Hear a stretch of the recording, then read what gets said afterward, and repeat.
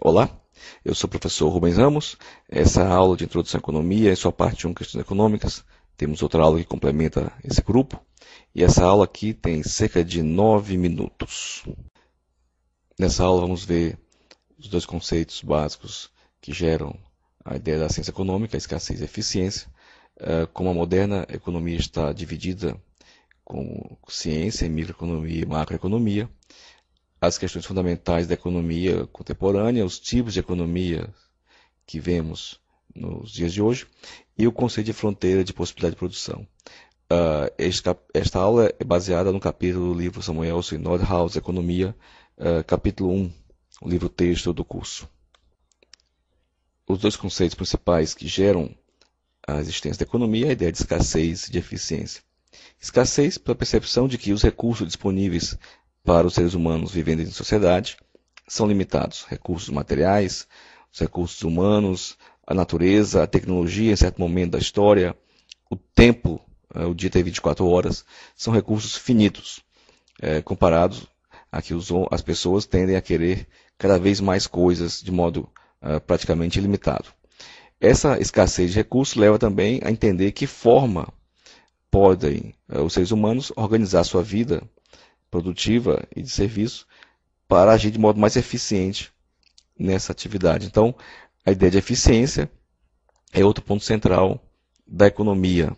Na medida que os recursos são escassos, há que se tentar usá-los de modo mais eficiente possível. E aqui usamos o conceito de Pareto, de que a eficiência é quando não se consegue melhorar a vida de alguém sem que se prejudique a vida de outro. Assim, a economia é a ciência que estuda a forma como as sociedades usam seus recursos escassos para produzir de modo eficiente bens úteis e distribuí-los também de modo eficiente entre pessoas diferentes na sociedade. A ciência econômica moderna divide-se em duas sub-áreas, a microeconomia e a macroeconomia. Microeconomia, então, é a parte da economia que estuda a economia de produtores e consumidores. São temas dessa microeconomia: oferta e demanda, preços, o consumidor, a empresa em si, a sua produção, custos, lucros. Enfim, é a economia de um setor econômico específico, como, por exemplo, construção civil, bancos, etc. A macroeconomia é a economia de um país como um todo. Então, são temas da macroeconomia, coisas como emprego, inflação, crescimento, PIB, exportação, importação, moeda. Então, a macroeconomia é a economia do conjunto das atividades econômicas de todo um país ou do mundo. As questões econômicas fundamentais são de dois tipos e dividem-se em três. Os dois tipos são a questão de como alocar os recursos, ou seja, o que produzir e quanto produzir, que bens e serviços, qual a quantidade, e como produzir, quem irá produzir, que recurso vai utilizar, qual a tecnologia. O segundo aspecto central da economia é a questão da distribuição, ou seja, quem vai usufruir dos benefícios dessa produção econômica, para quem vai os recursos gerados pela produção, para quem vai a renda, para quem vai a riqueza. Então, na economia moderna temos duas preocupações centrais: como melhor alocar de modo eficiente os recursos, como melhor distribuir também de modo eficiente os resultados da atividade econômica de um país, de uma região. Nós podemos definir as formas como as sociedades se organizam em termos econômicos como de três tipos: economias de mercado, economias planejadas, economias mistas. A economia de mercado seria o caso onde apenas indivíduos e empresas decidem o que realmente deve ser feito, o que deve ser consumido, que salários pagar, que preços praticar. Na economia de mercado pura, o governo não teria qualquer intervenção na vida da sociedade. Economias planejadas são outro extremo, onde o governo decide tudo praticamente sobre o que fazer, o que consumir, que salários pagar, que preços praticar. Este é o caso das repúblicas soviéticas no passado, de Cuba no presente, Coreia do Norte, etc. Na prática, entretanto, as economias atuais são mistas. Em um grau maior ou menor, mesmo nos países de economia de mercado, o governo tem algum grau de participação, de ingerência, de intervenção na vida das pessoas, na vida da produção. De certo modo, então, no mundo moderno, temos aí uns países se alocando entre um espectro que vai em um extremo de economia de mercado pura, a outro extremo, economia centralizada pura. Grande parte do mundo hoje está na economia mista de mercado, em maior ou menor grau, com maior ou menor decisão nas mãos de empresas e indivíduos. O último conceito dessa aula é a ideia de fronteira de possibilidade de produção. Ora, dado recursos limitados, a combinação dos recursos vai gerar então as possibilidades de escolha de combinações também de produtos. Aqui um exemplo simples de dois produtos.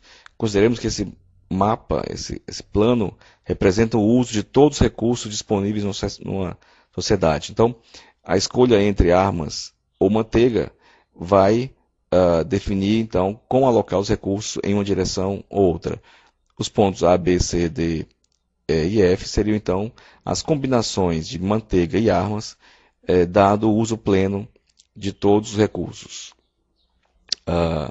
Nesse caso, a ideia de fronteira de produção tem a ver com aquilo que é possível de ser feito com o uso dos recursos em termos dos bens e serviços para uma sociedade.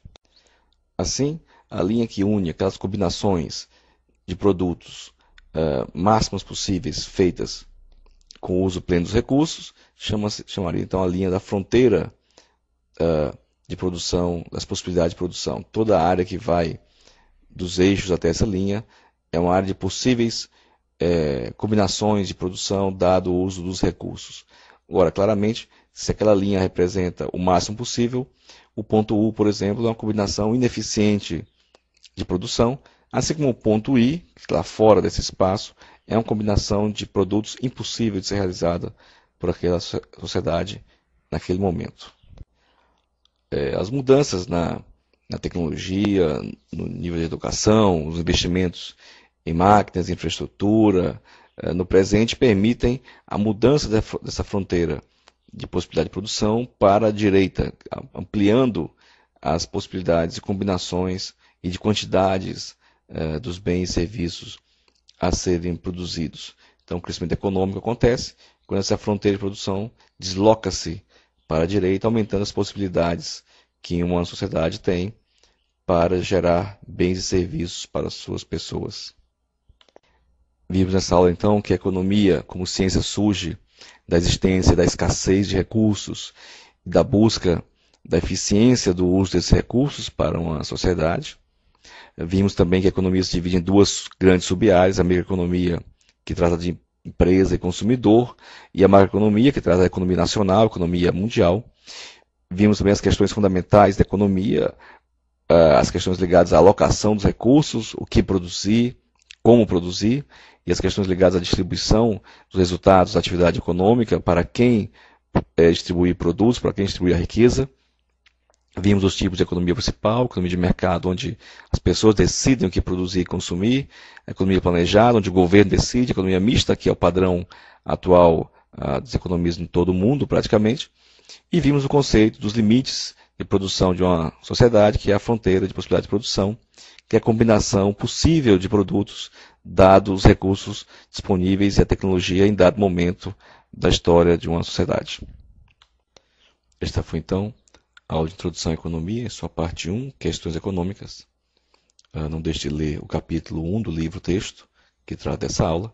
E sugiro também que você assista a aula onde se faz uma ilustração aplicando aqui os conceitos da economia da construção.